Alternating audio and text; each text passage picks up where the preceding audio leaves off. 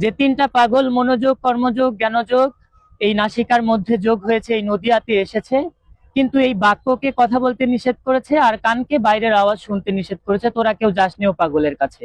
লালন সাঁজি তার কালামের মধ্যে বলেছেন যে তিন পাগলের হলো মেলা নদে এসে, তোরা কেউ যাসনি ও পাগলের কাছে। তো মূল কথা হচ্ছে যে তিন পাগলে একটা নদী এসে বসেছে এইখানে।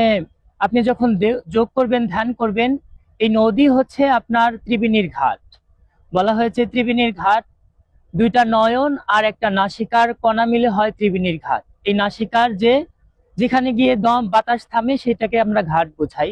তো যোগের প্রক্রিয়ার মাধ্যমে হচ্ছে বলছে এই ঘাটে তিনটা পাগল এসে খেলা করছেন।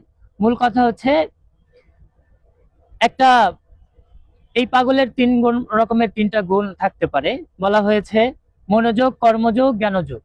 হ্যাঁ, তিনটা পাগল এই নদীতে এসেছে, তোরা কেউ যাসনি ও পাগলের কাছে। মানে তোরা বলতে এই যে মুখ আর কানকে বলেছে যে তোরা এই আমরা যখন ধ্যান করব যোগ করব, হ্যাঁ, তোরা যেন এই তিন পাগলের কাছে যাস না। মানে কথা বলো না, যেন বাইরের আওয়াজ যেন কানে নাও না, মানে বাইরের আওয়াজ যেন শোনো না, কিংবা মুখ দিয়ে যেন কথা বলো না। আমরা হচ্ছে মানে জ্ঞান কেবল নিষেধ করছে যে তিনটা পাগল মনোযোগ কর্মযোগ জ্ঞানযোগ এই নাসিকার মধ্যে যোগ হয়েছে, এই নদিয়াতে এসেছে, কিন্তু এই বাক্যকে কথা বলতে নিষেধ করেছে আর কানকে বাইরের আওয়াজ শুনতে নিষেধ করেছে, তোরা কেউ যাসনি ও পাগলের কাছে।